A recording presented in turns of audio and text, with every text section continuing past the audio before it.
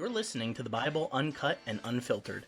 We believe the Bible doesn't need to be watered down or cleaned up to be understood. Our goal is to provide a healing place to discuss the questions you can't ask and the context you won't learn in church. I'm your host, Colin Connor. Now, on to the episode. Have we got a show for you? Today, I am joined by returning several time now guest of the podcast, Stephanie Connor, sitting approximately 4 miles to my northwest, but coming to you via the airwaves. Welcome back. Thank you. Thank you for having me. And also Jana Connor, sitting approximately 20 feet to my right. Hello. Coming from the living room. Welcome back. Thank you. Yep. And we have today a book discussion because I was listening to a podcast episode a little while back from another podcast, and they were talking with this evangelical Christian author. Her name is Rebecca McLaughlin. Some of you may have heard of her before or read some of her books. I'd say she's decently popular. And they were talking with her just kind of through some apologetics stuff. I want to be nice about how I say this, but when you have been around some hurt that has happened, you can receive a little bit of a BS meter around those issues. And, it's kind of like if you have a firefighter in the family, might be a little more prone to noticing things that could be fire hazards, or say, yeah, maybe you shouldn't have that third extension cord plugged in or something, right? Because they know what to look for. It's kind of the same thing here, where once we have dealt with the weird things of Christian fundamentalism that we've talked through a bit here on the podcast, you start to notice it cropping up in areas where it may not be as obvious. And as I was listening to Rebecca talk, I just had this evangelical BS meter really going off in my head. And I wanted to give her a chance because I'm thinking maybe I'm not being fair. Maybe it's just how she's presenting it or something. And they mentioned a book that she had written recently called How Church Could Literally Save Your Life. And and I thought, oh yeah, I know that title. I've had that saved as a book to read for a while, just out of curiosity. So I thought, what, I should actually give it a try and see what she writes in this. And oh boy, I just continued to feel like my criticisms were more and more warranted. And I realize some of you listening may go, really? Like, you're worried about a book that is encouraging people to go to church, or you're critiquing that? What's wrong with you? Well, a lot of things. But if you've listened for a while, we are not trying to come at these issues from a place of like bitterness or trying to tear down anything. It's just a matter of, I think this is a really good case study in discernment. Just because something sounds churchy or has Bible verses or cites sources does not automatically mean that it is accurate. We're going to be getting into the claims of this book today, and we're going to see that while I don't think Rebecca was being intentionally misleading or trying to cause harm in any way, I'm not trying to assign any motive to her at all, the work is not done well. And I want to be able to call that out so we don't think we have support for something that isn't actually supported by the data. So that's what we're going to be talking about here today. How are we feeling about that, folks? Are we ready to go? Oh, I'm ready. I've got plenty to say. Do either of you have anything you want to mention with like first impressions before? Me personally, one thing that really stuck out to me, I don't know how you're going to touch on this, but she was talking about how some people have been hurt by the church. Yes. And just because you've been hurt by the church doesn't mean you should, her word wasn't cut off the church, but disregard it. Just like you have family. Yeah, I knew you would want to talk about that. Yeah. So I don't know when you want to touch on that, but that sticks out to me like a sore thumb. Yeah, I think that's more toward the end of my notes, but we'll definitely get there for sure. Mm-hmm. Yeah, I mean, I definitely want to address her loneliness epidemic statements, because obviously that's not quite as clear cut as maybe what she would want you to think about it. Absolutely. And I want everyone to know as we're listening to this that we're not trying to make an anti-church episode here. We're trying to make a pro-honesty episode. And this is going to be all about asking a question that I think gets skipped too often. And really, this is the question I would ask Rebecca if she were here, is, are we defending the institution or the people that the institution has marginalized? Because those are very different projects, and only one of them matches the way of Jesus. I want to start off with something that I actually did not know going in when I read the book. And that is published through the Gospel Coalition, also known as TGC. Now, TGC is something that it's kind of a shibboleth. You're either going to know this or you aren't. And it's going to tell me a lot about what kind of Christian culture you came from. It tries to present itself as a very broadly evangelical, somewhat ecumenical, intellectually serious online newsletter, journal, think tank, putting out a lot of different resources and books as well. But if you know church politics in America, you would know that TGC is deeply Calvinistic. They are very complementarian, meaning that they believe that men and women have these distinct God-assigned roles, with men obviously in authority, and women are meant to be subservient just by nature of their sex. And this group is tightly connected to the Southern Baptist Convention. They have the absolute truth, and they will absolutely let you know it. It was founded in 2004 by D.A. Carson and Tim Keller, if that tells you anything. I'll also throw out that TGC has had well-documented connections to multiple confirmed abusers. That is not a small footnote. That is the context. And I will say, most of the time they ended up cutting ties pretty quickly when allegations came out. But all this matters because a book does not exist in a vacuum. So when you see the little TGC logo on the book, and it's telling you that church attendance is basically medicine for your mental health, you should be asking, who is benefiting from this message? Maybe the people who are buying the book, the publishers who are getting this money back to these churches. Of course they want you to be in church more. It's a religious institution that's publishing the books. And it's worth holding in your mind just who gets the power here, who gets more attendance, more cultural legitimacy if this message lands. And again, I'm not saying that Rebecca has bad intentions. I really don't believe that. But I am saying that the institution funding and amplifying this message has very strong interest in the conclusion it reaches. So whenever you see TGC on a book cover, just take a pause and be discerning about what you are about to read. And honestly, that's the same thing you should do with anything. So that it's not just them, but it is a little bit of a red flag when that comes up. And McLaughlin starts the book with a very compelling hook. I'll give her points for reeling in the audience quickly. She says that she has a prescription that could, quote, elongate your life expectancy by 7 years, significantly increase your chance of happiness, and substantially reduce the likelihood you'll suffer from depression, end quote.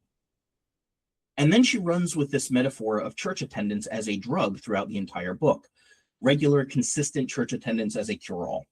Minimum recommended dose, 2 to 4 services a month.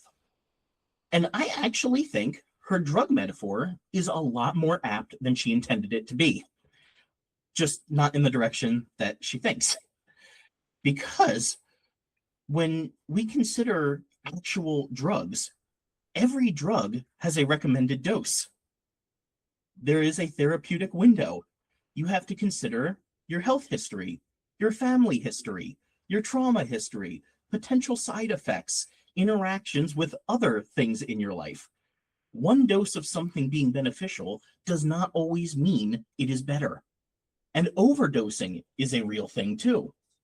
Critically, what can help one person can actually harm another. For example, I've mentioned before on the podcast here, but I've been on Lexapro for about a year now. It has had some major differences in my life for the better immediately. It was within a week I could tell a difference.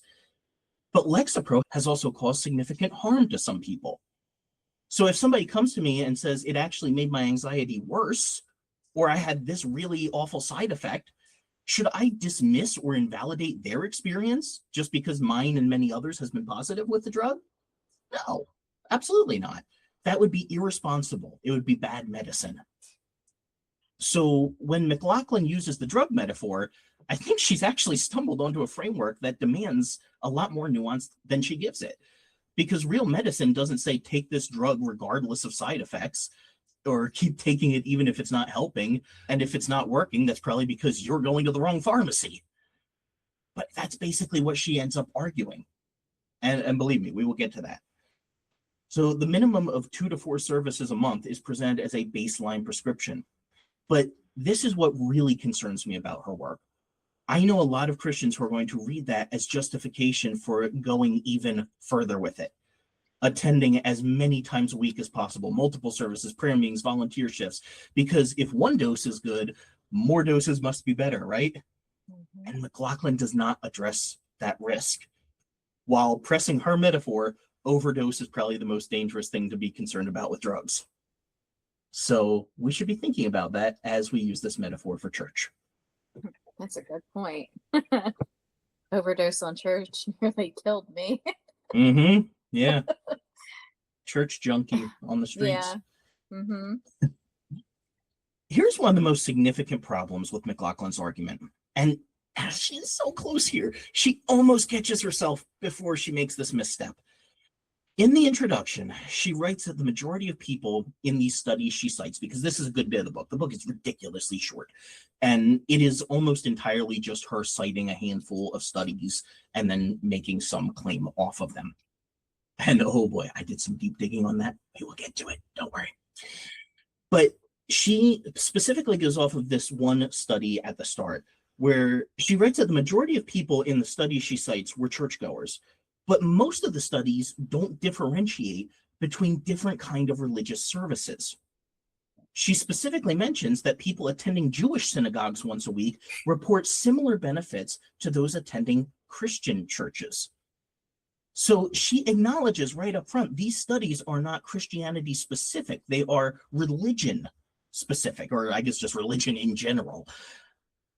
But then she spends the rest of the book, after that little footnote, she uses these generic religious studies to advocate specifically for Christian church attendance. And that is a logical sleight of hand, because the studies are presenting one thing about religious participation broadly, whereas her conclusions in the book are a prescription for church attendance specifically. That's a big bait and switch. That's like a doctor saying vegetables are good for you, and someone else says, so that means you should only ever eat broccoli all the time. Okay, well, sure, broccoli's a vegetable and it can help, but there are other options out there. And what makes this even more telling to me is her mention of other religious expressions actually stops at Jewish synagogues. It's just a throwaway line. There's no mention of Islamic mosques, Hindu temples, Buddhist meditation centers, Unitarian fellowships. It's as if all these other things don't exist. Like the only other possibility she can think of is being Jewish, because of course we don't want to give any credence to Islam. We barely even want to give it to Judaism. It's as if the data from those communities don't count and the only meaningful religious participation happens in Christian churches. That's not a neutral emission. The timing of the work really matters too. Most of the foundational article her book is built on came out 10 years ago, 2016. The book just came out last year, 2025. A lot has changed since 2016. There were very few deconstruction resources available a decade ago. The Me Too movement hadn't happened yet. Church Too hadn't happened yet. People are speaking out now in ways that they simply weren't back then. So the research that McLaughlin relies on was conducted before millions of survivors started publicly naming what had happened to them inside these very same institutions that she's prescribing. Now, I'm not saying that automatically washes out everything she says, but we do need to be really careful about treating it as comprehensively accurate. I'd like to put my therapist hat on here for a minute, because this section of the book really frustrated me from that angle. I mean, the whole thing did, but especially here at the start. Because she cites a USA Today article and draws on research primarily from a 2016 Harvard study by Tyler Vander Weel. I can link to it in the show notes. Basically, every single study she cites, Vander Weel has a part of once you start doing some digging. He's involved in almost all of them. And this particular one claims a link between church attendance and lower suicide rates. But I want to actually dig into a little bit of what this study actually was. I want to pause here before we get into the nitty-gritty of it, because I think it is going to surprise you all what her research is actually based on. So we have any thoughts so far of either what we've addressed or what you think we're about to hear with this study? The whole thing of church attendance helping to prevent depression was laughable to me because in my experience, it led to depression. Same. I honestly think that a good bit of mine would not have ever happened outside of the church. And I thought, what are you talking about? She has no clue what she's talking about when it comes to that. My personal experience, that was not the case at all.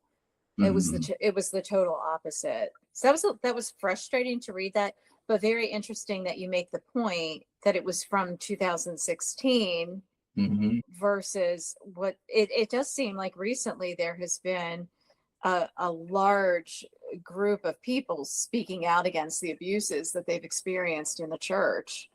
So, and nearly all those resources didn't exist back then. Right. Yeah, I was very angry at this. Yeah, it's very selectively choosing who we're basing our research on here, because we're going to take away the people like us who have had the negative experiences and just present the positive ones. And can I tell you, that also reminded me of preachers in the pulpit, because they would pick things like that would just back what they had to say versus what's actually happening in real life. And I kind of get it. If there's an amazing story about the Pittsburgh Penguins, I am not going to tell it because I'm a Flyers fan and I hate that. But that's a little different when we're talking about spiritual matters, when we're talking about your soul. Like, we should not be hiding evidence that disproves our theories. I didn't learn that till after I left the church, though.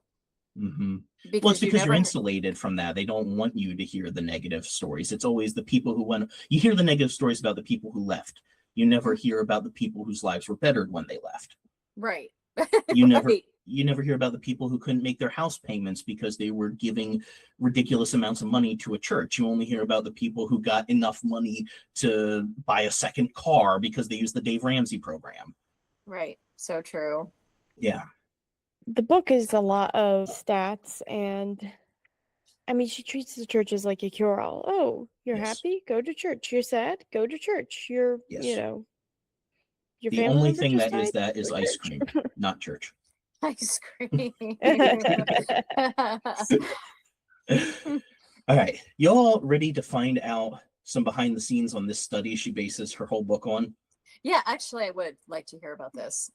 Yes, okay. I've been dying to hear where she got these from. Yeah, me too. So all this, I will say, she doesn't make up studies. Everything she says is linked to an actual study. But the main one for her is a study that examined women, solely women, from the ages of 30 to 55 only, and only in the United States. Predominantly white, and here's the real kicker, every single one of them was a nurse. So these are not small caveats. This was the entire group for this study. Why? Very specific, because it was a very specific study being done about mental health for those women. So it's fine if somebody wants to do a study asking about the mental health of females in the medical profession. Like, I think we should probably have an updated one by now. But that does not then mean you get to use the research from that to talk about women in general, especially when those females in the medical profession are only American and predominantly white. And on top of that, according to the National Institute of Mental Health, approximately 75% of suicide deaths are male. So a study conducted entirely on women, a group that accounts for about a quarter of suicides, is already shaky foundation for making a sweeping claim about church reducing suicide risk overall. You're already, and I am not by any means trying to minimize the risks of suicide for women, but you are taking the smaller group and the results of looking at that smaller group and then applying it to everyone in general, instead of just saying Maybe this book should have been dedicated solely to female nurses in the US between the ages of 30 and 55. Maybe church attendance could help them. But, that doesn't sell nearly as many books as Church Could Literally Save Everybody's Life. The study also compared, quote, once or more per week attendance against, quote, never attended. That is a very dramatic comparison. What about people who attend once a month or a few times a year? What about people who attended for years and then stopped? The study doesn't give us any of that. Their options were once or more per week or never attended. And then there's also something that McLaughlin does not mention. Within the study, the correlation, which is already modest between religious attendance, notice I said religious, not church attendance, and better mental health, was actually stronger for Catholics than for Protestants. There was a higher indication that church attendance would be better for these women's mental health if they were Catholic than if they were Protestant. Interesting. Isn't it? And isn't it even more interesting that she doesn't mention that? Because TGC is specifically Protestant and very critical of the Catholic Church. Right, that wouldn't benefit her to mention that. So if your publisher is a Calvinist Protestant coalition, you're not going to mention that detail. Oh. I should also mention that Tyler Vanderweel is himself a very conservative Catholic. Now, that doesn't make his research wrong, but it is relevant context. Here's what really frustrated me with this. And once again, I will link to this in the show notes. So if any of you want to do more digging and see if you can prove me wrong here, please, by all means. I would love to be proved wrong on this point, because this feels sloppy to me. The study measured church attendance only from 1992 to 1996. And then it tracked outcomes through 2010 with, as far as I could tell, looking at this thing, no indication of whether the participants had continued attending church during those intervening 14 years. So this study that is now being broadly applied to everyone for this book was only for female nurses in the US who are likely white and between the ages of 30 to 55. Most of them are already Christian, and they were asked for their church attendance, whether they attended at least once to twice a week or almost never. And the questions were only relevant for 1992 to 1996. And then 14 years later in 2010, they came back to see how many of those women had killed themselves. Okay, so basically this study is not relevant to what she's trying to say. Correct. It's just in there to show she had a study. Yes. Okay. This is what really frustrates me, because again, this is a perfectly fine study to have. But it is very specific, because that is what good research is. I cannot tell you how many people go from an undergraduate and a graduate degree into doctoral work, and they go to write their thesis paper, and their advisor constantly tells them, you have to narrow your focus. Because we come in with these big ideas, and they're saying, no, that's for a popular audience. When we're doing actual scholarship, we narrow it down. You have to get super, super granular. So the researchers here are doing what they should be doing. But then the average person in the pew with not enough understanding on how these research projects work comes in and applies it generally to everyone. And that's a misapplication. Mm-hmm. I knew those studies were a little too good to be true. Mm-hmm. Mm-hmm. I totally raised an eyebrow to the studies. Right? It's the old, if something looks too good to be true, it probably is. And that's not just true of the price of something you see on Facebook that comes from a sketchy website, right? Mm-hmm. This is about things that are said about church as well. And if it sounds a little too catchy, if it's a little too tweetable, it's probably not fully representative of the truth. Mm-hmm. And here's something we need to understand about statistics as well. If something has a 1% base risk, and that risk increases by 60%, the new risk is not 61%. It is 1.6%. That sounds really dramatic to say a 60% increase, but a 60% times 1%, because if you're multiplying the percent, you have to move the decimal. Remember, people move the decimal 2 over for percent. It is just then 1.6% risk. That is still extraordinarily rare. McLaughlin cites that women who never attended religious services are 5 times more likely to end their lives than those who attend weekly. Let me say that again, because this gives you the force of the sort of thing that she is claiming all throughout this book, the emotional weight behind these statements. She says that women who never attend religious services are 5 times more likely to end their lives than those who attend weekly. It sounds like a fear tactic to get people into church, which is what they're very good at doing. Yeah, sounds really alarming, right? We'd be scared of that. Right. So let's do the math, though. In 2024, there were roughly 48,824 suicide deaths in the US.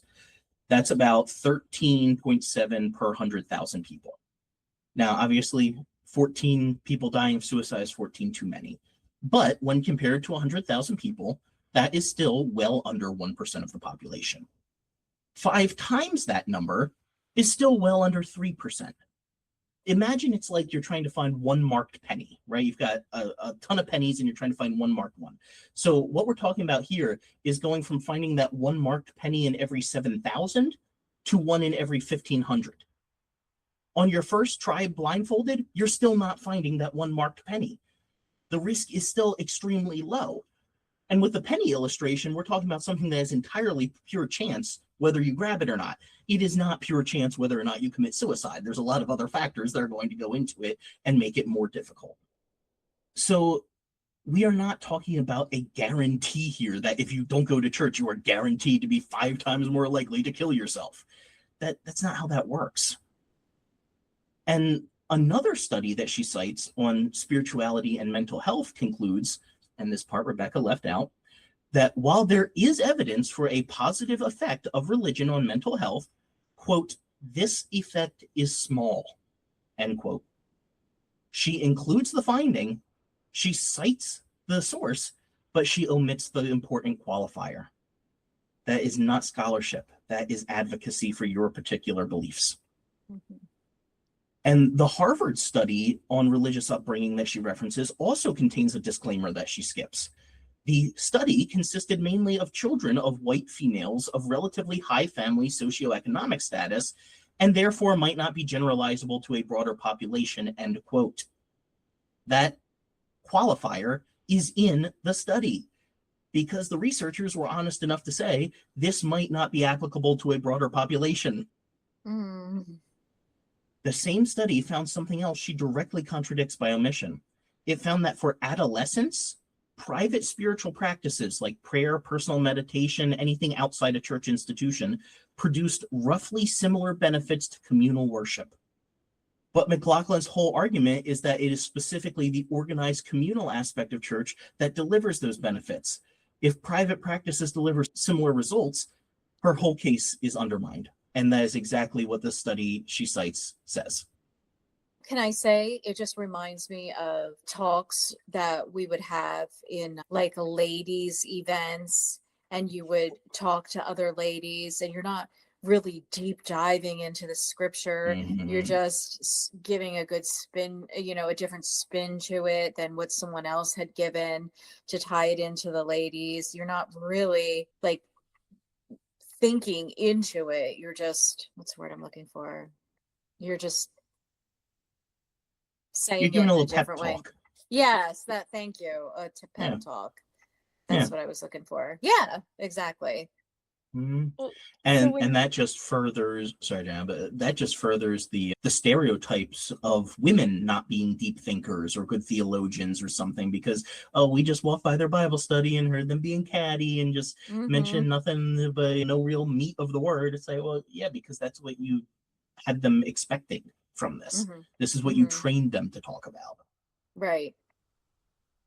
What are you going to say, Jan? I'm just trying to understand then how she came to the conclusions about the different studies and things if she didn't like genuinely look into all the qualifiers and things. Like, did she just see the stats and was like, oh yeah, this backs up what I believe? Again, I don't want to make assumptions about her, her intentions, but I really do think that when most people hear statistics, it sounds like proof. and they just say, oh, bunch of numbers. This sounds really valid and science-y. And what people don't realize is that 78% of all statistics are made up. You just made that up. I was waiting for that to sink in on Mom's side over there. I saw the little loading symbol go. But like seriously, I'm trying not to be mean here, but if you are putting out this kind of work, you have to do the research behind it. You can't actually just pull out a study. You have to realize that these studies have qualifiers where they are mentioning the ways that they don't apply. But this is the difference between a researcher's mind and a preacher's mind. Because the preacher is just looking for a sermon illustration, and she comes across that same way. I bet she would be a very good evangelical public speaker, could probably do some decent evangelical apologetics. And that's why I don't really like apologetics, because I know I come across so mean when I say this, so I gotta find better ways to say it. But apologetics is not critical thinking. People think it is. They hear people like Shapiro, or previously, Kirk, or Lee Strobel, or Sean McDowell. They read these books where they cite science-y things, but it's like high school debate class, right? It didn't really matter who was right. It mattered who had the better argument. And that's what apologetics is. You just need the better argument. You need the sound bites. You need the slam dunks. You need the surveys and the statistics. Because if Rebecca or some apologist finds you on the street and starts throwing these stats at you, no one has this stuff memorized. They're not saying, well, actually, it's not that. Oh, wow, you did some research here. Because it's not sexy reading through these research papers. They are boring AF. But that's what actual research is. It's not always the sexy, flashy comebacks. And so it doesn't sound as compelling. And that's why you get the fundamentalists who think they can own people on social media with one or two little one-liners from a message or a Bible verse or something. And then someone like me has to spend an entire hour episode walking through why one verse doesn't mean what you think it means. It's not as glamorous. I'm never going to have as many followers as some of those other people because, well, the truth isn't as flashy as a good soundbite. And I think she's in her author/preacher mindset, and that gets dangerous when it gets combined with things that should have a research mindset. Especially as much as she used research. Yes. Or cited it. Right. It's one thing if your pastor on Sunday miscites a source. It's another thing when you're writing an entire book about how these sources prove your point. Right. And this is where I want to get into a little bit of what I think Jana wanted to talk about, because McLaughlin leans heavily on the observation that as church attendance has declined in America, which it has, rates of depression, anxiety, and what researchers call deaths, deaths, of despair, not depths, but deaths of despair, have gone up. So she cites figures showing that deaths of despair roughly doubled between 2000 and 2017. And then she draws the implication that we have lost our moral and religious foundation, and that is why we are struggling. But do any of you remember learning when you were a teenager, correlation does not equal what? Causation. There we go. Correlation does not equal causation. Two things looking like they're connected does not automatically mean one caused the other. Two things can overlap at the same time and just be coincidental, or be tangential but not overlapping. When you actually start listing alternative explanations, the story gets a lot more complicated, and complicated doesn't sell books. We have to consider things like the world population is a lot larger than it was in 2000. More people just means more depression in raw numbers as well. But they do account for it by person, so that's good.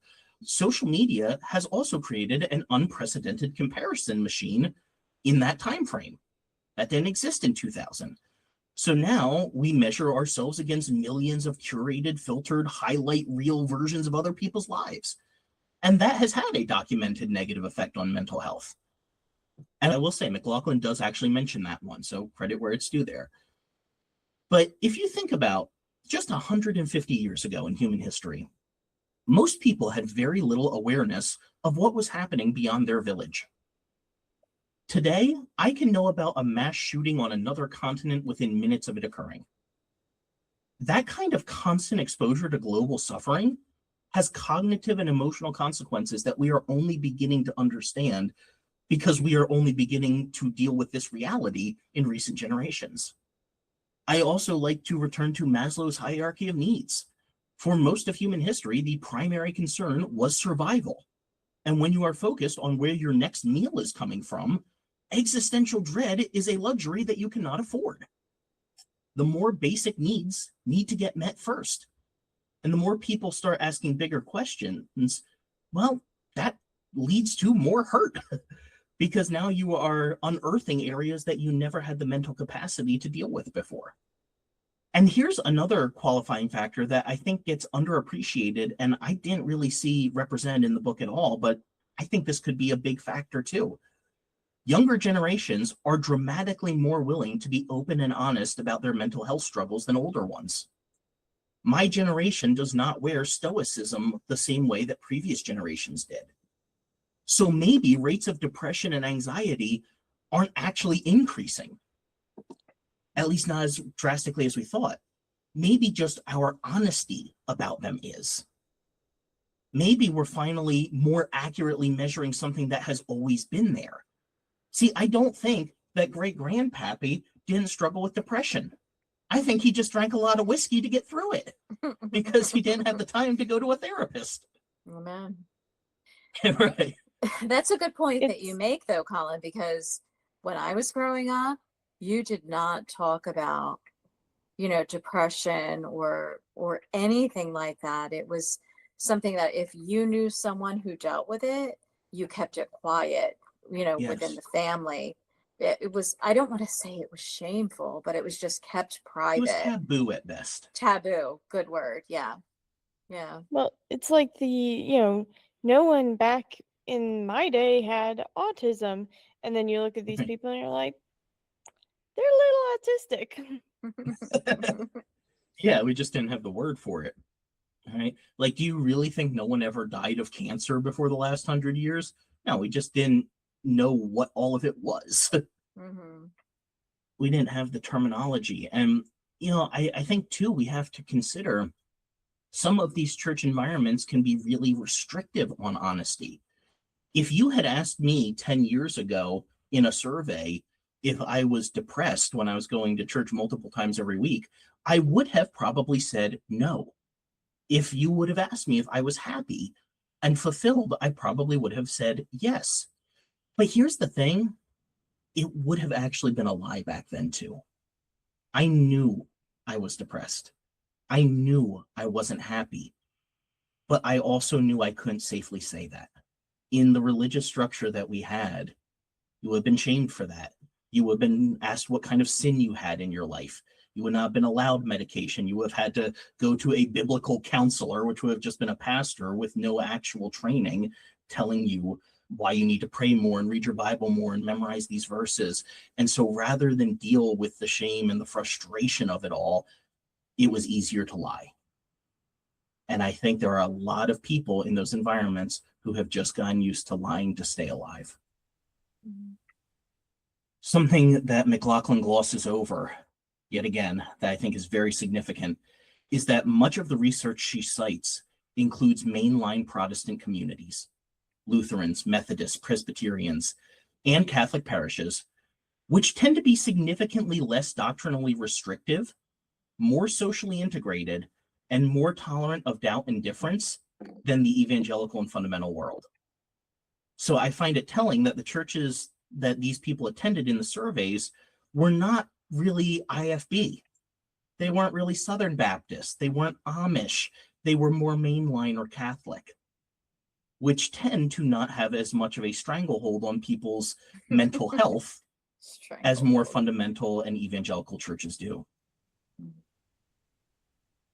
very, very different church cultures. The TGC world is conservative, evangelical, Calvinist, complementarian, often functionally inerrantist in regards to scripture, is a very specific subculture within specific dynamics.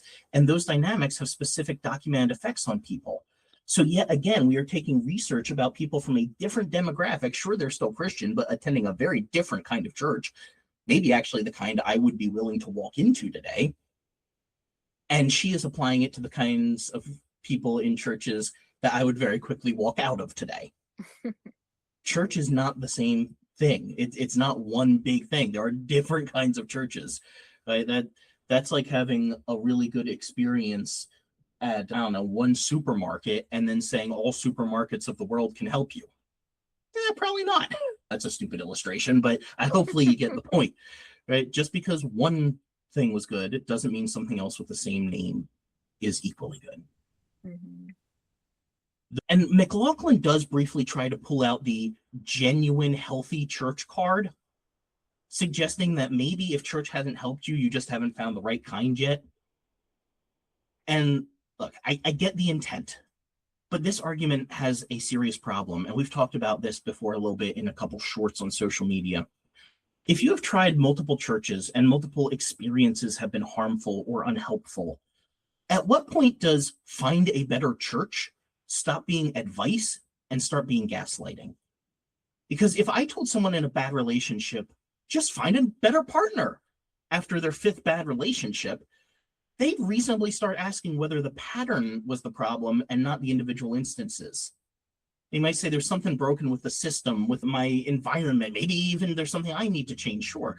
But you wouldn't just automatically push it again on them. That would be toxic. They might need some time away. They might need some time to heal. They might need some time exploring something else other than marriage.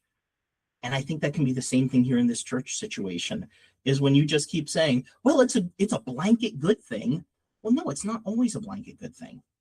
And even if you believe that God is all good and Jesus is all good and the scriptures are all good, okay, well, we're still presenting them our own ways within the walls of a church. And God does not endorse every single pulpit in the world. So we can't just say church is automatically going to be good. And it's disingenuous to pull this, well, you weren't really harmed by church, or that's because they weren't a real church or the right one, or you just need to find a better one along the road. That's missing the whole point. And honestly, it's being dismissive of the concerns that people have had.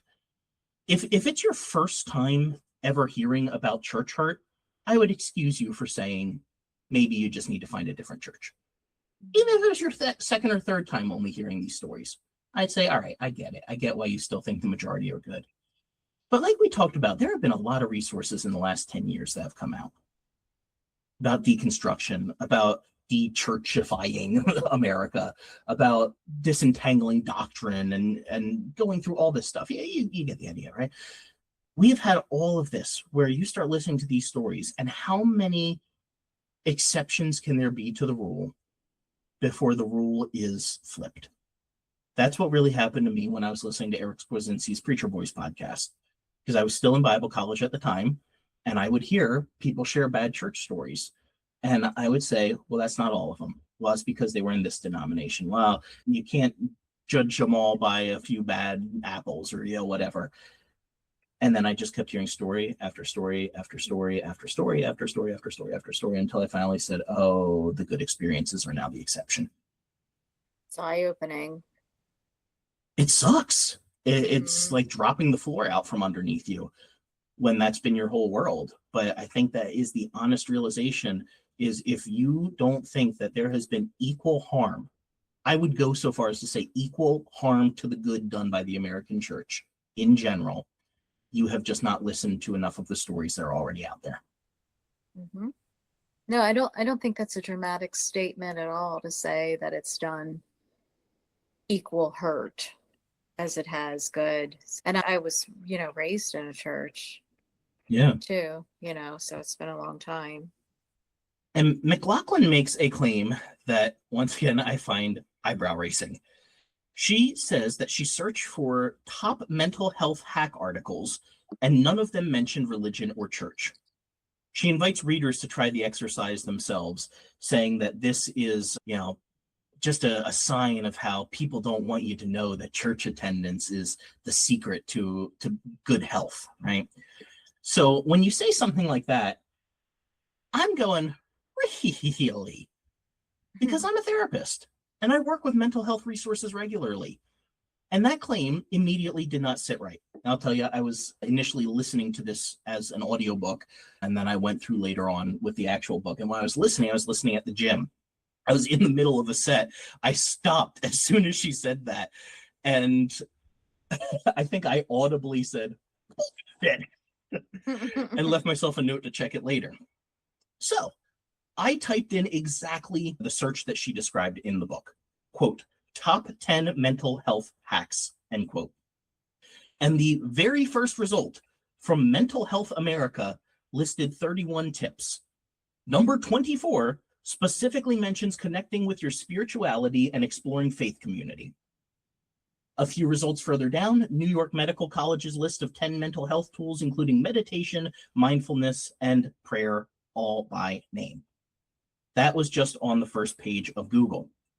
So either the search landscape has changed substantially in the 1 year since she wrote the book, or the exercise doesn't demonstrate what she claims it does. I'm going to go with the second one. Well, Colin, those top 10 hacks that you looked up did not explicitly say go to church, and that's what she wanted. Yeah, I guess exploring faith community doesn't sound enough like go to church. Yeah, it's too vague. I'm sorry, the judges will not accept that answer. So there is a deeper issue here with how we measure mental health in religious communities. Self-reporting is wildly unreliable in contexts where certain answers carry social or theological consequences. If you ask someone in a high-controlled church environment whether they're happy, whether they're depressed, whether they're struggling, many of them will just repeat what they have been taught to say, what they are supposed to feel, what is safe to admit. Studies that measure self-reported well-being in religious communities have to account for the possibility that they are measuring social conformity as much as actual subjective experience. And that is not a small concern. I was listening to a song today. I'm looking up the words to it, but how she's claiming that church attendance will, help with mental health and other things. It kind of ties in. It's an old country song. I was listening to it today. And it says, I don't believe that heaven waits for only those who congregate. I'd like to think of God as love. He's down below. He's up above. He's watching people everywhere. He knows who does and doesn't care. It just kind of... Wow. That's better than most sermons I've heard. And that was not even a whole verse. No, it's a country song by Don Williams. It's called I Believe in Love. And I thought, yeah, that's true. It's totally against what we've been taught in church, but you don't have to congregate to go to heaven. And it's contrary to what she's saying. So it kind of loosely ties in. Yeah. Gosh, the congregating part, I'm like, I don't know that I will ever do it again because it has more harm to me than it did good. And that's why listening to the book and reading the parts of it, it was just, I don't know. I'm coming from a place of very deep hurt from going to the church. Very deep, still trying to get out. I don't know how long it's going to take, but it makes me want to say, in opposition to what she's saying, don't do it. It hurts. It hurts you as an individual. And I'm not saying all churches are right. Yeah. But it hurt my family. It hurt me. And gosh, to climb out of it, it's so difficult. So when she's telling people to go to it because it'll help you, I'm like, no, it won't. It won't make it worse. It made every aspect of my life worse. It was supposed to make it better. Right. Because a lot of what I'm saying is just kind of criticizing her arguments and showing where she's not fully making the point she thinks she's making, that church is healthy. But we could go the opposite angle with it and say, there are so many stories where it has caused documentable harm. So, like, my whole thing here is I'm just trying to say it's not as helpful as you're saying, but we could go the complete opposite way with it and say it can be equally or perhaps even more damaging than it is helpful. Right. And I don't think any of us here are saying that we never had a good experience in church or that there were no good moments. There certainly were. But the harm can outweigh the benefit. And I'm gonna blow my conclusion here because this just fits so well with what you're saying. But I see this episode, once again, stealing and pressing her analogy, as being the warning label on the bottle of medication. We're not here to tell you not to take her medication. We are saying here are some potential side effects that the doctor did not entirely disclose. We are the warning on the cigarette label saying, yeah, you might get a little bit of fun out of this, but it might just cause lung cancer in the end. Spiritual lung cancer. Yeah. To me, though, my life experience, and I know it's not everybody's, but my life experience totally just proves not her studies, but the studies she's citing, that, they're not applicable. Would we say it disproves or it provides another side? Because to disprove it would be to say that what they said about those women was inaccurate. Not about those women, but applying that broadly to people just going to church. Right. It's not true. That's not true. It was pertaining to that specific group. She's taking 2 + 2 and making it equal 8. Yeah. Riffing off of your cigarette comment, she did say in the book that going to church will help you to stop smoking. And, and we discussed that the reason why was because, especially in the more conservative evangelical churches and fundamentalist churches, anything like smoking and drinking is looked down upon. And so if you do those things, you're going to be guilted to stop doing those things. And, guilt does a lot of heavy lifting there. It really does. That is a super important point. I'm glad you remembered to bring that up here, because of course you are going to be more likely to have fewer smokers, fewer heavy drinkers, fewer people engaged in risky sex. We'll get to that later on when we are dealing with high control religious environments, because all those things are being preached against every week. You're being shamed for them. So of course you're going to have lower rates of it there. And maybe there's some benefit to that. Maybe not excessively drinking, smoking, and going about engaging in risky sex is going to better your health. But that does not automatically mean that everything about your mental health is better from being in that church. It just means, okay, you're probably not getting lung cancer because the preacher's spouting out against cigarettes for some reason. I want to get into a common apologetic argument that McLaughlin brings up here that really frustrates me. And she is definitely not the only person to use it. I was thinking about this recently, talking to someone else. But her argument is that the moral framework we use to critique Christianity is itself rooted in Christianity. So the critique undermines itself. So basically what she's doing, I forget which chapter this is in, I think it was 2 or 3, but she's saying essentially, oh, well, all those stories of bad things happening in the church, you only know they're bad things because the church told you those were bad. So really the church is good because it taught you to recognize that those things are bad. This is a super common apologetic argument. And I want to be fair here. There is a kernel of truth in it because Christianity has dominated the Western world for over 1,000 years.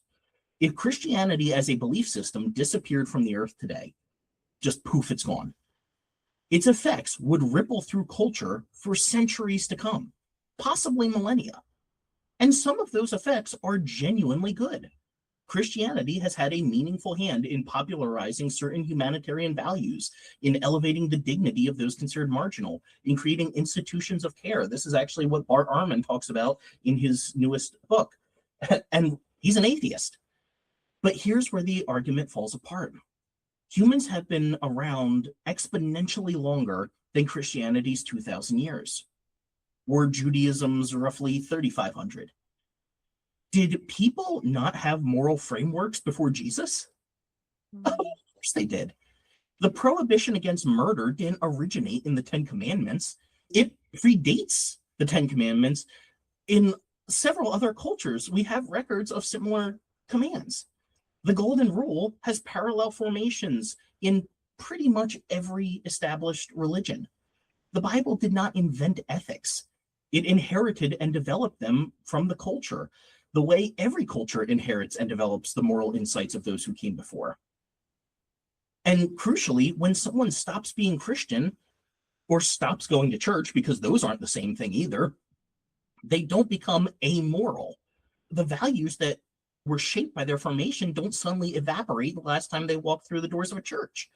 They persist, often in more thoughtful and consistent forms, because the person is now applying them without the complications of institutional loyalty. Here's an analogy that I think might help to explain the problem with what Rebecca's saying. If my parents raised me to be honest, and then I caught one of them stealing, would anyone say I have no standing to call them out for that because they're the ones who taught me to be honest and not steal? No. They would say I'm actually being consistent and faithful to the values that they instilled in me. That's exactly the relationship I have with the ethical tradition I inherited through Christianity. Calling out the institution for its failures by the standards it claims to hold is not hypocrisy. That's integrity. We can't just go, oh, well, you only know that priests and pastors molesting children is wrong because of a Christian ethic, so therefore the church isn't wrong. You can't pull that line, and that's exactly what she's trying to say here. It doesn't negate that. That's kind of a bait and switch, and morality has existed before Christianity. There is an inherent morality to us, and I know different cultures have different senses of morality, but it's not like before Jesus walked around, everyone thought that we should be hating everybody. Love one another was not an invention. So it's not an effective argument to dismiss somebody's complaints just because on paper the church says that the wrong things they did were wrong. Along the same lines, McLaughlin claims that the Bible teaches that humans are, quote, rotten to the core. But I want to push back on that too, because that's not Christianity, that's Calvinism. Christianity begins with Genesis, with creation being declared good 7 times over. Humanity is made as the images of God. We are capable of tremendous wrong, absolutely, yes, but that doesn't mean that our fundamental nature is corrupt. That's Augustine's theology, rooted in his particular psychology and scrupulosity, dressed up as universal Christian teaching. The pull towards good in us is just as real as the pull towards harm. And I do understand Christians are humans and they make mistakes, but we all sin is not an equivalence argument. A Muslim losing his temper in traffic is not the same level as bad as a pastor raping a child. A person getting short with a coworker is not the same as an elder embezzling funds from a widow. These things are not morally equal, and pretending that they are in the name of human solidarity and shared brokenness is a way of protecting abusers from accountability.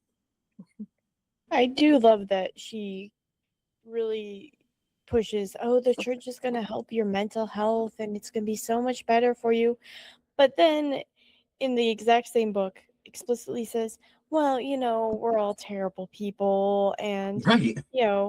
Okay, going to church and hearing that is going to make my mental health better? I don't think so. Yeah, that doesn't help at all. Here's some other things that stood out from the book. I want to make sure we address all of them. This is the airing of the grievances. This is where you hear all the problems I got with you people.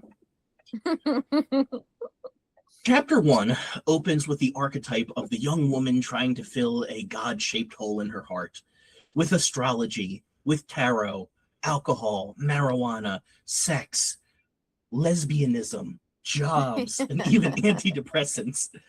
It is a well-worn evangelical trope, and it carries several embedded assumptions that we need to examine here. First, the list conflates actual mental health tools, like antidepressants, with recreational substances and lifestyle choices, and then presents them all as failed substitutes for religion. But antidepressants aren't trying to make life meaningful. That's not their job. They make life feel less painful. One is medical and neurological. The other is philosophical and spiritual. Conflating them is a category error. Second, the framing of lesbianism as one item in a list of things someone uses to cope, that is not subtle at all. That is TGC circles obviously believing that same-sex relationships are sin, full stop. And so presenting sexual orientation alongside alcohol abuse and drug use as a coping mechanism is doing a lot of quiet theological work there. She also suggests, and this gets a bit into what my mom has been saying here, that the world starts to make sense when you join a community like the church. Okay, of course the world is going to start to make more sense when you join a community that has a meta-narrative, a big story about how everything fits together. And she's right, that is very psychologically satisfying. But she is wrong to assume that the satisfaction proves the story is true. You know what else has meta-narratives that make everything make sense? Cults. You know what else? Conspiracy theories. The world starts to make sense when you join a conspiracy theory community. They have an overarching meta-narrative that explains why the world is so twisted and evil, and it's because it's run by lizard people, and it's whatever party you didn't vote for. Right? It starts to make sense because it's a big picture from within their little circle, their little bubble. Coherence is not evidence of accuracy. So, of course, if you don't have these grand philosophical ideas of how the world works, and you step into a building where a bunch of people meet every week to talk about their grand idea of how the world works, you're going to feel like you now have a grand idea of how the world works. That doesn't mean it's accurate, though. And I don't think she would be willing to accept the grand idea of how the world works if you happen to stumble into an Islamic mosque or a Jewish synagogue instead of a Christian church. And for me, the world really only started to make sense when I left the evangelical church framework. The problem of evil, the hypocrisy, the inerrancy, the inconsistencies, they stopped feeling like cognitive dissonance I had to manage and started being honest questions I could actually engage with. She also partially blames mental health decline on multiple sexual partners. And I wanted to make sure I addressed this. And this is not an episode on Christian sexual ethics. Again, believe me, we will get there. But the actual studies she is drawing from were conducted in New Zealand and showed that people who had poor mental health as children were more likely to have riskier sexual behavior and substance dependence while adults. That is not the same thing as saying multiple partners causes harm. What it shows is that unaddressed childhood trauma has downstream effects. If anything, it argues for better mental health support and more comprehensive education, not for sexual restriction. So just to clarify here, she looked at a study that said that kids that struggled with mental health issues that weren't addressed well were more likely to engage in risky sexual behavior and become addicted to substances later on. But she took that to mean the exact reverse thing. She reversed the order. If you have riskier sex, you're going to have worse mental health. And she took that not just to be risky sex, but multiple sexual partners, which there's also a difference there. And she then goes on to say, well, maybe marriage isn't that restrictive straitjacket, but more like a protective seatbelt. And I'm sorry, if the ideas of marriage that you have been handed come across seeming like a restrictive straitjacket, there probably is a problem. Like you might want to find a different definition of marriage. But the real problem here is that for anyone familiar with complementarian theology and the doctrine of male headship, her framing is actually a dog whistle dressed up as a safety metaphor. Because this whole restrictive straitjacket straw man argument versus the protective seatbelt, that is the way that preachers tell women who have been in abusive marriages to stay in them, because their theology is saying that God will protect them and bless them and eventually bring their husband into salvation. And they're actually enabling and encouraging abuse through that. And that's very different than what I think McLaughlin intended, but that's where these statements lead. And she quotes the worn out, "You wouldn't give up on family just because you had a bad family" analogy to say that people shouldn't give up on church because of a bad church experience. But there are problems with this. And I see the person on my far left looks like she wants to start listing a bunch of them. Well, honestly, I have had a lot of hurt from the church, but I've also had a lot of hurt from family members. And sometimes you have to set boundaries, and those boundaries require that you don't interact with family members. And I have done that, and I'm sorry it wasn't done sooner. But I didn't do it sooner because I wanted that family member to be saved. And I wanted so it goes back to church being part of what made your mental health worse on the family side. Which made me, I had to stick with the abuse that I was taking from this family member so that one day he could become a Christian. So I also had to set boundaries with the church that was abusive emotionally and spiritually because it was hurting me. So what she's saying there is inaccurate. Sometimes if you are being hurt in abusive situations, you do have to let go of those relationships, whether it be with a family member or with a church.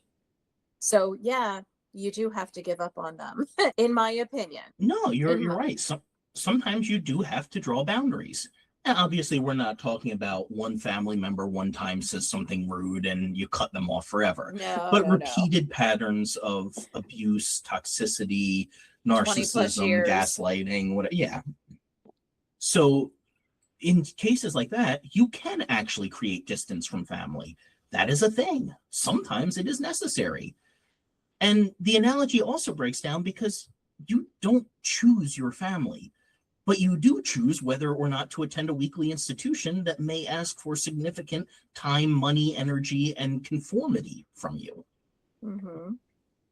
And she pulls the appeal to common sense fallacy directly. She says, it is increasingly clear that one major driver of the mental health crisis is the decline in church attendance, end quote. Well, no, that is not clear. We have just spent the last hour explaining why that is not clear. Saying something is obvious does not make it true. It actually should prompt you to check whether or not it is. If someone says, well, it's obvious that, okay, that's a good time for you to pull out your phone and Google search something. If someone has to tell you something is obviously clear, it often means that the evidence is thinner than they're letting on. Can I just interject and say this book or this booklet reminds me of the Sunday school curriculum that we used to have for the adults, the college that it came from, Colin. Jana, you probably remember. Oh yeah, everything came out of West Coast Baptist College. They're striving together ministries. Yeah, but this just reminded me of it, that they would just twist things to fit their agenda in what they were trying to say, and it was nonsensical. And even as you read it, you're like, really? That doesn't even make any sense, or that's not. The president of that college and pastor of that church, Paul Chappell, I critiqued an article recently. He wrote the article a long time ago, but I made a video about it on social media recently. And he's very popular in those circles, but he's not really that deep. And the sad thing is, honestly, he's a lot deeper than most IFB pastors. So he was a step up once you got to him from a lot of other preaching. But there's just so many assumptions and fallacies, and it's these little devotional outlines that get made about scripture texts that have nothing to do with that. And like you were just saying, that was the only place that we got our Sunday school curricula from. And I remember being forced to use it. I was not given a choice. Like I had, you can pick these curricula and they are all from Striving Together. And at that point, when I was teaching Sunday school, I told the pastor, I'm like, I'm not going to use this, right? I think most of you listening probably know, but the podcast actually originally sprung out of an old Sunday school class that we were teaching when we left that church. I said, I'm going to keep nerding out on Bible stuff. And if any of you who attended the class would like to keep listening, I'll post as a podcast. So this was originally just for my friends that used to be in my Sunday school class. And now it's gotten to this point. And we do actually have several who still listen. So hats off to the OG listeners there. But I told the pastor, I'm like, I'm not going to teach this. This material is crap. It's less than 101. This is like elementary school level Bible stuff.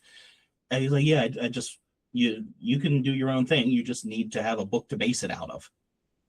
I'm like, seriously, you just want me to pick one book, say I'm using this, and then do my own thing? Yeah. So I pointed to one on the table. It's like, sure, I'll use that one. And then immediately threw it in the trash and made my own curricula. Which was much better for the class. I like to think so. No, it wasn't. And apparently the fact that some of the other classes were hemorrhaging into ours means that some other people did too. Mm-hmm. I don't know if this would distract from everything. We did not talk about the loneliness epidemic that she mentions. We don't have to go into it because that's a whole thing. Yeah, so she mentions the loneliness epidemic. I didn't write down like her exact words about it. I don't know if you have anything about it, Call.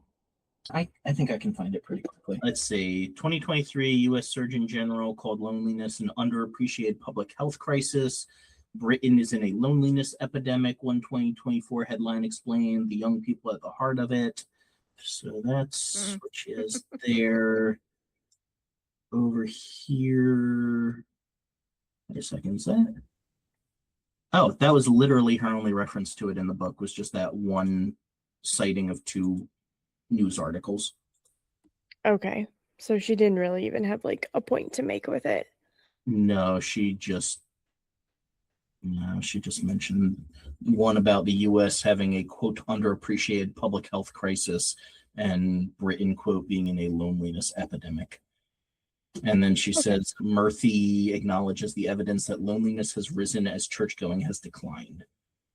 But lack of church attendance isn't written on anyone's death certificate. So what is? Oh, right. And then that's where she gets into, well, the top two causes of death in the West are heart disease and cancer, and church helps with that. Right. So I don't know if you're aware, but there is a movement right now where women are trying to be more traditional. They call them like the trad wife movement kind of thing. And, we're in the kitchen. We're, cooking all these fun little things and staying home with our children. And, it's shown as an ideal, like, oh, this is what women are meant to do. And it's like, well, that's nice that you are privileged enough to be able to stay home and your husband can support you and everything. And then along with that, you also have men who are typically podcasters talking about, well, if you want to get women, then do these things. And so there's just like there's a loneliness epidemic right now. And I think it's just a lot of these, especially with the church, I'm going to talk specifically about the church, because the church in a lot of ways, and I'm talking more of like the fundamental Baptist church, they're still upholding a lot of these 1950s ideals that just does not work anymore. And I think especially with social media, there's two sides to it. It can be absolutely horrible for your mental health, or it can actually really help you in understanding your mental health and being able to identify abuse and things like that. And I think because in your social media feed, you can get therapists and, little, I don't know, Instagram articles, if you will, talking about mental health and things. I think women are becoming healthier and they're realizing, oh, this man who thinks his only responsibility in the house is just to go out and work and, come home and kick off his shoes while his wife takes care of everything else. I think a lot of women are realizing, that's not the best relationship. And I think, especially for speaking into the loneliness epidemic, a lot of these young men are listening to these really toxic men who are saying, oh, it doesn't matter what you as a man do, but the woman has to abide by these certain rules and she has to look this certain way and she has to do these certain things. And stricter standards. Yeah, really, really strict standards, but for them it's whatever. They can do whatever. And I think women are being a lot more picky now because they're realizing, I don't have to put up with this, and actually I feel better if I'm not with a man or not in this position, especially since a lot of women can work and get jobs and have paychecks for themselves. They aren't reliant on a man having a better job so that they can live comfortably. And obviously there's a lot of nuance, but yeah, go ahead. No, I'm glad you brought that up because I think it does apply to what we've talked about here. It reminds me of a couple years ago at the election when certain people in the MAGA crowd went out against the stereotype of the old single cat lady as being the typical Democratic voter. And they just started looking at all these single women who don't have a man to tell them what's right and attack them because they didn't vote for the candidate that they wanted. And the same kind of thing got lobbied against Taylor Swift fans. It was all just at that time. Like if you voted for Kamala or followed Taylor Swift or anything because it was right at the album release, you were a single cat lady with no man. But you're bringing out a good point here where it's like, well, the manhood that is being portrayed is pretty toxic. And it might be better to be without that than to be miserable with it. And the world that we live in today, it is possible. It's not easy, but it's possible to break out of the mold and live your own life that might be healthier than following the established patterns before. And that's not saying that marriage is bad or that everyone should, not get married and just needs to stay single their whole life. No, obviously not. But we're marginalizing these people who don't fit our mold and then demonizing them after that. And it starts to create this scapegoat where we have a shared enemy. We can say they're the problem. And that's kind of what church does a lot of times too, where it just pushes people further and further out to the edges. And then when they're so far out, they're no longer a part of the group, then we start demonizing them as the people who left. So I think that some of what is getting labeled as loneliness is really just not being in the institution. I was just talking to somebody recently who is well past midlife, has always been single, and they said, you know what, I'm alone, but I'm not lonely.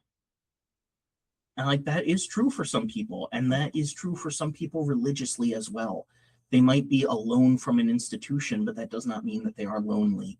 I think of a Naked Pastor cartoon. I forget exactly which one he has, but that goes with this tagline. But I think it's just of like a soul traveler, maybe walking through the snow or something. And I think there may be a church off in the distance. I'm probably conflating them. But he says something along the lines of, I have many cottages, but the church is my home, or something like that. And it's his way of saying, like, I make my home wherever I'm at. Like, I'm still rooted in Christianity because that was such a big part of my life. But it's not the only house. Like, I'm welcome in other homes that I can find peace in as well.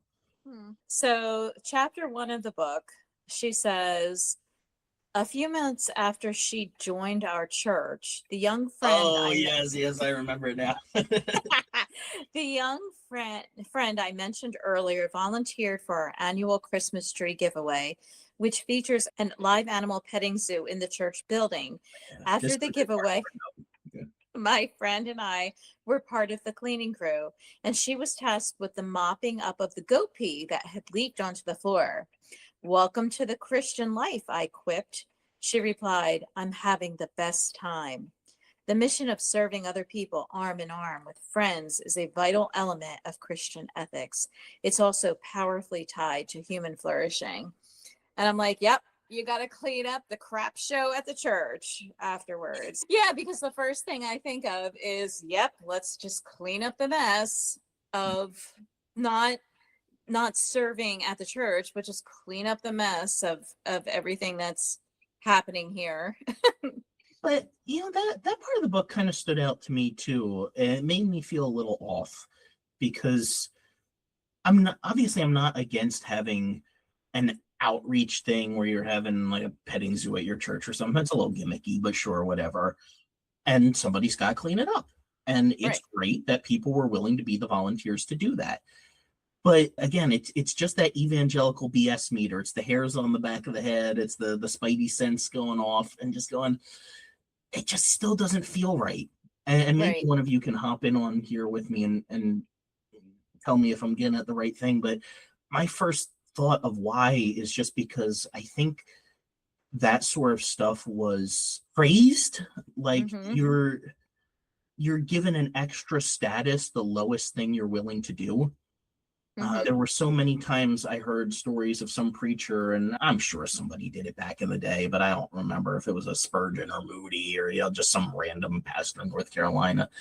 But supposedly, the young preacher boy comes up to him and says he wants to become a pastor, and so the pastor hands him a broom and says, "Well, this is where you start. You have to push behind a broom before you can preach behind a pulpit." I can't tell you how many times I heard that. And I'm all for developing a sense of humility, particularly if you're a teenager going up to a spiritual leader and telling them that you think you have the qualifications to do that too. Like you probably need some lessons in humility if you're doing that. And there is something to be said for not being above menial labor. There is. But it was just really almost fetishized. Like you're extra holy if you're the one who cleaned the toilets without complaining. I don't know if I'm getting to the point of why that made me feel so uncomfortable. Do you know what it reminded me of, Colin? Toxic positivity. I remember the one year we were getting ready for VBS. I'm going to be completely honest, was never excited about it because it took so much work, so much time. And we had a youth pastor who left because of another abusive staff member. But he and his wife were like, "Oh, I'm just so excited. I can't wait for VBS." And I'm like, for real? Do you really feel that way? Do you really feel that way? Like, why are we pretending? We're all tired. We're not, I hated that. I remember there was one time back before we were doing VBS and we were doing Neighborhood Bible Time, NBT, which if you're listening and you know what that is, please give a shout out in the comments. I would love to talk to you about it. I have thoughts that I'd like to do something on Neighborhood Bible Time one day, but they are a ridiculously small organization with not a lot of paper trail. It's kind of interesting. I've done a little bit of digging before, but it was always described as Vacation Bible School on steroids. You just have these traveling child evangelists come in, evangelists to children, not traveling children who evangelize, for clarification. And they would just preach at kids, throw a lot of candy at them, have some really expensive prizes. You earn Eat goldfish. Oh, yes, eat live goldfish, which is actually a direct violation of a law from the Torah. So, since they were biblicists who believed every part of scripture was accurate, I always found that a little amusing.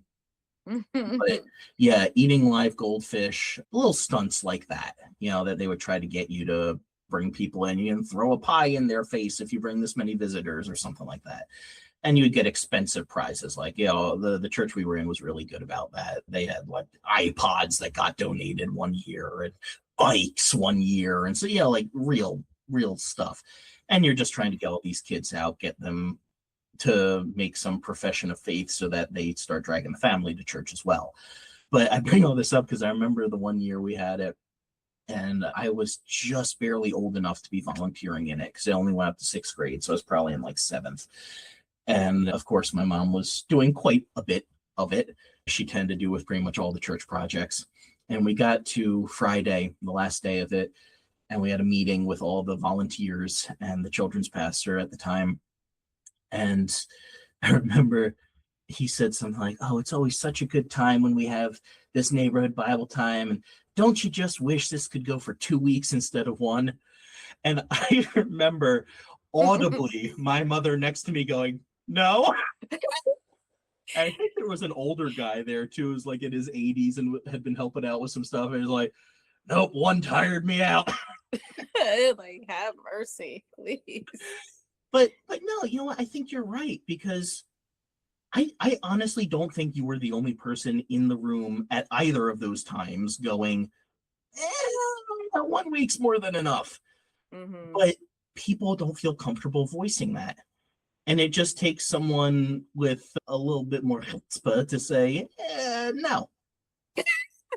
I'm not excited. And I feel like, people like us get marginalized on that because we're not fitting the mold of what they want, and we're not staying silent about the fact that we don't like it. There are so many people who agree with everything that we've said, but they remain silent in the pews every week because they don't feel safe enough to voice that. And if you don't feel safe enough to be your honest self, you are not in a safe place. And if you're not in a safe place, you're not in a good place. Plus, if you voiced that, people would think you were not spiritual enough. Yes. Because if you were spiritual, you would be excited. I'm like, can we just be honest with each other? This is not something to be that I'm woohoo, let's go in the morning. I mean, it was exhausting. I wanted to smack the youth leader. You're lying. You are so lying.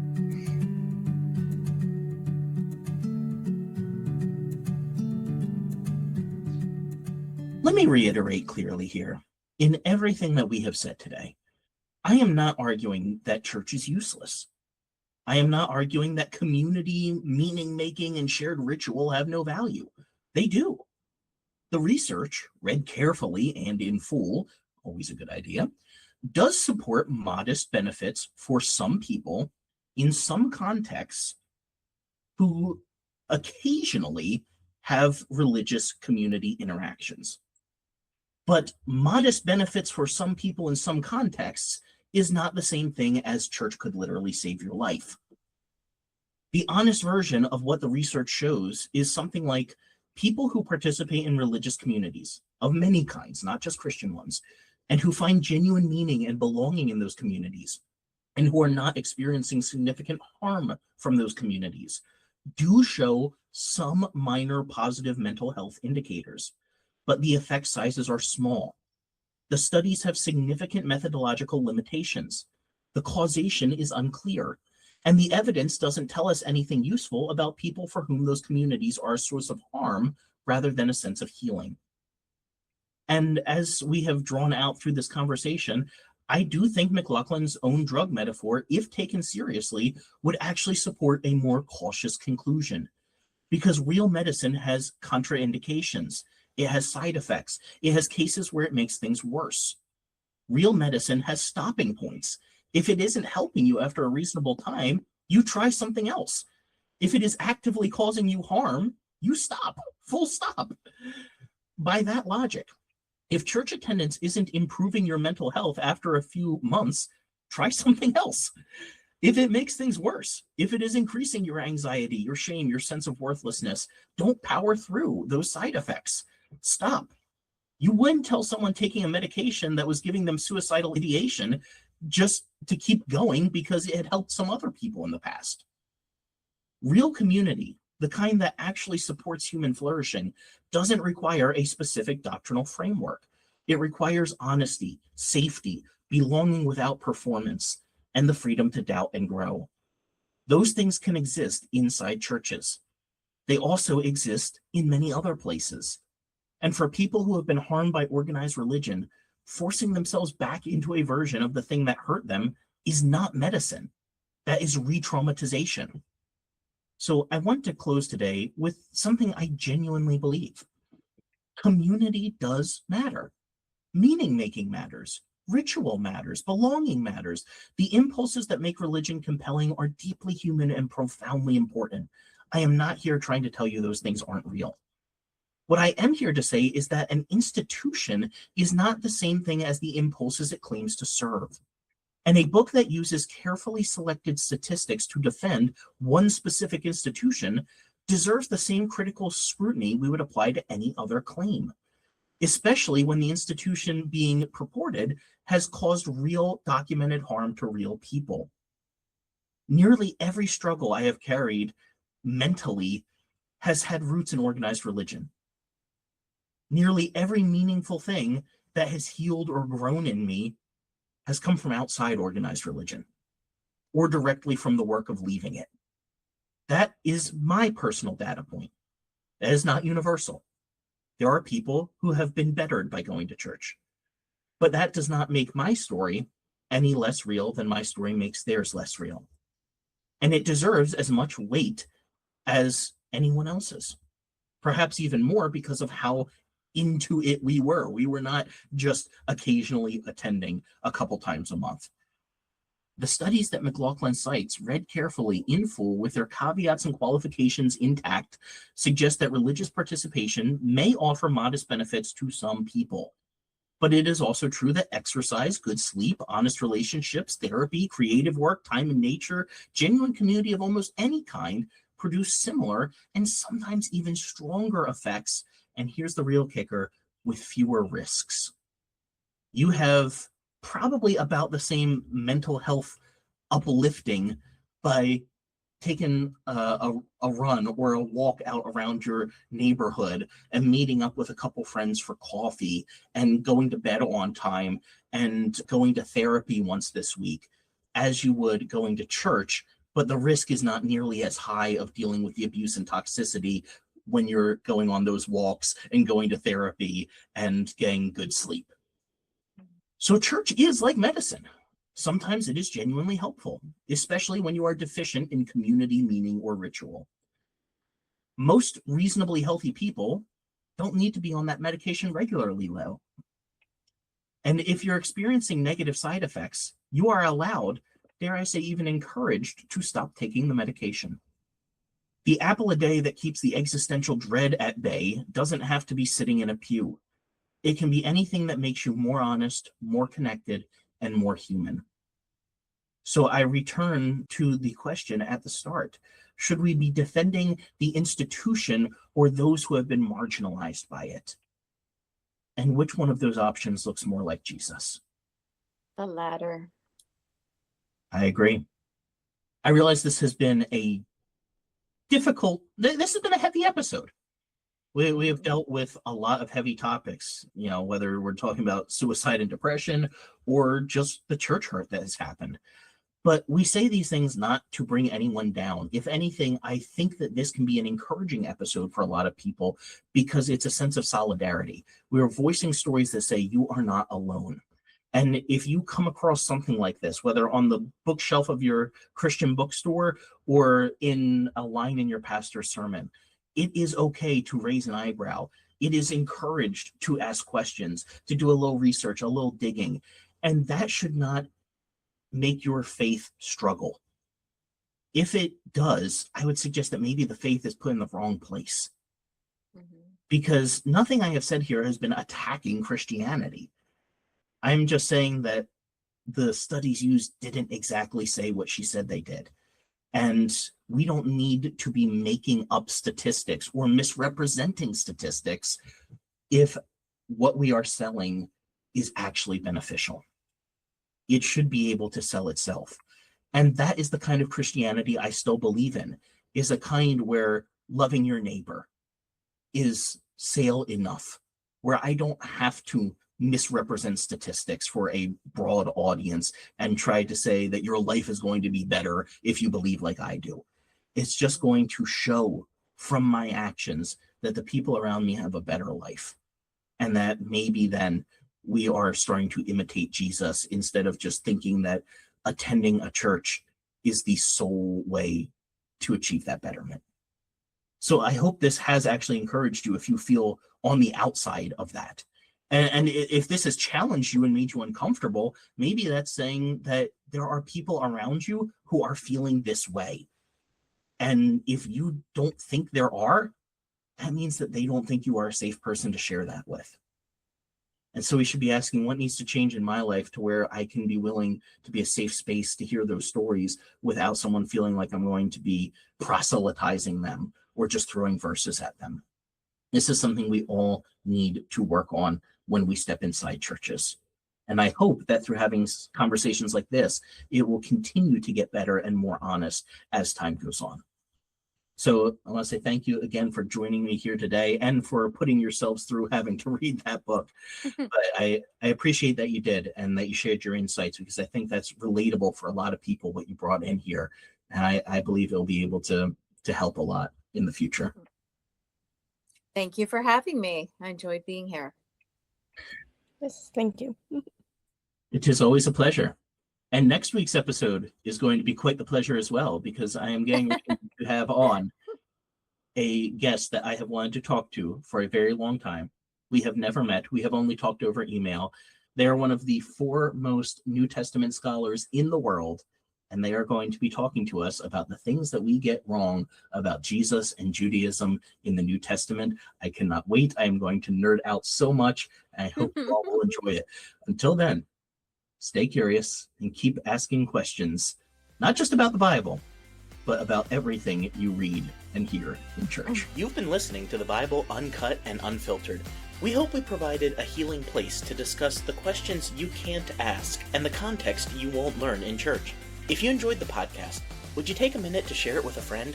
You could also rate and review on your podcast app. If you'd like to donate to keep our work going, you can go to our website, thebibleuncut.com, and click on the Support Us tab. While you're there, check out the recommended resources and blog where we post show notes and other articles. Thanks for listening. We'll see you next week.